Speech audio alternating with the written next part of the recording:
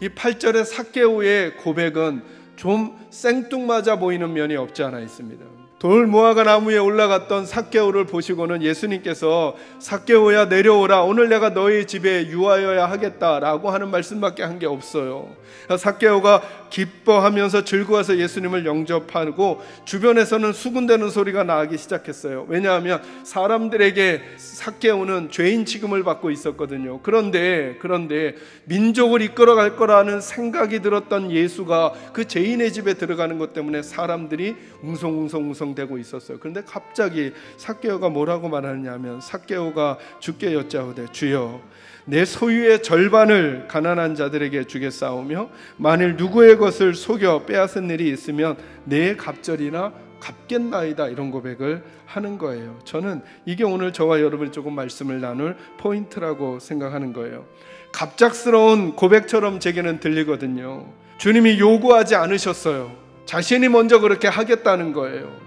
이게 그동안 삭개오가 가장 중요하다고 여기며 살던 것이었나 보다. 그런데 그것보다 더 중요한 분을 만나니까 자기가 제일 중요하다고 여겼던 그 부분을 그분 앞에 내려놓는 거구나 라는 마음이 들었던 거예요. 이 삭개오가 왜 세리장을 선택했는가를 한번 생각해 보려고 하는 거예요. 왜 그는 동족의 아픔을 넘어서서 동족의 주머니를 뜯어 자기 배를 채우는 인생을 선택하게 되었는가라고 하는 것이죠. 저는 그 힌트를 그가 키가 작았다는 데서 찾고 싶은 거예요. 얼만큼이어야 키가 작은 것인가를 설명하려고 하는 게 아니라, 삭개오는 그가 자신을 생각할 때 자신의 삶을 살아가면서 컴플렉스처럼 느끼거나 한계처럼 느꼈던 그의 상황이 있었다는 거예요. 그것을 넘어서기 위해서 그가 선택한 삶이 뭐냐 하면, 내가 로마의 앞잡이가 되더라도 내가 일정 지위를 갖고, 그리고 내가 어떤 방법을 써서든 내가 남들보다 더 많은 재산을 가지고 있으면 사람들이 나를 가볍게 보거나 나를 업수히 여기거나 나를 함부로 대하지는 못할 거야 라고 하는 마음이 그에게 있었던 것은 아닌가라는 것이죠. 그래서 그는 그 목적을 이뤘어요. 세리의 장이 되기도 하고 다른 사람들이 흉내내지 못할 만한 돈도 가지는 사람이 되었던 거예요.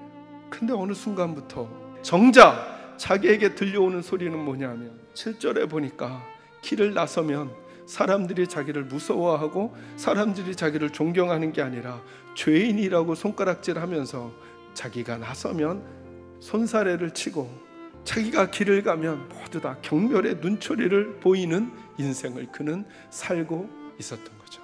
어느 순간부터인가 삭개오는 깨달은 게 아닐까요?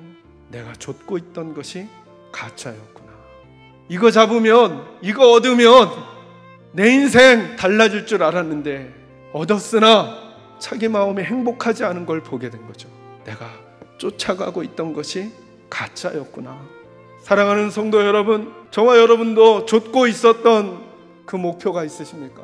어느 순간인가 그것이 된 것 같은데 만족되지 않는 우리의 가슴에 허전함이 있습니까? 그렇다면 뭐 이런 질문을 해보는 것이죠. 혹시 삭개오처럼 우리가 가짜를 쫓아가고 있었던 것은 아닌가? 그러던 그에게 예수의 소식이 들려온 거죠. 그 예수에 대한 소식은 이런 소식이었던 거예요. 자기보다 더 한계에 부딪힌 인생들 같은 가난한 사람들, 병든 사람들, 귀신 들린 사람들의 친구가 되어주고 있는 사람이 나타났다는 거예요. 그리고 어느 날 들어보니까 자기와 같은 세리로 생활하고 있는 사람을 제자로까지 삼아주었다는 거예요. 이런 소식이 삭개오에게 들려질 때 그의 마음에 예수님이 불을 지핀 게 아닌가. 그리고 그 예수를 만나러 뛰어가고 돌 무화과 나무에 올라가서 그 예수를 보는데 그 예수가 자기 이름을 알고 내가 오늘 내 집에 유하여야 되겠다. 다른 사람들은 죄인으로 취급하면서 다른 사람들은 손가락질을 하는 그에게 예수는 손을 내밀어 그를 초대하고 있는 것이죠.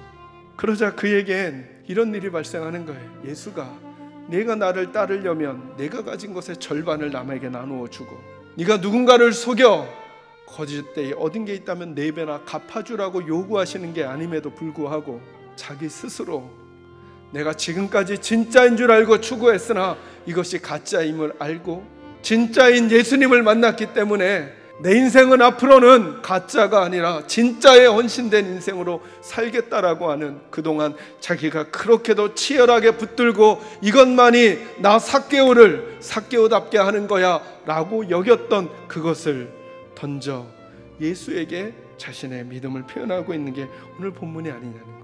그래서 우리 식구들에게 이렇게 묻고 싶은 거예요. 저와 여러분은 진짜를 발견하셨습니까? 저와 여러분은 진짜를 보고 계십니까? 아니면 가짜를 얻기 위하여 진짜를 이용하고 있는 것은 아닙니까? 이 본문은 저와 여러분에게도 이제 예수 만났으니 예수의 사람들도 절반을 다 소유를 남들에게 팔아서 나눠주거나 이런 이야기를 하자는 게 아닙니다. 왜 삭개오는 그동안 그 생명과도 같았던 것을 이렇게 쉽사리 내려놓고 있느냐는 것입니다. 이게 가짜였음을 알았고 진짜를 발견했기 때문에 그렇습니다.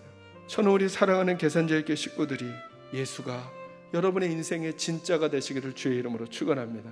그렇다면 내가 좋아하는 일, 좋아하는 사역, 좋아하는 방향, 좋아하는 스타일조차도 그 예수 때문에 때로 내려놓을 수도 있으며 천천히 갈 수도 있으며 다른 태도와 자세로 갈 수 있으며 그 예수가 내 삶을 주관해 가시는 진짜의 힘이 저와 여러분에게 될 수 있기를 간절히 소망합니다.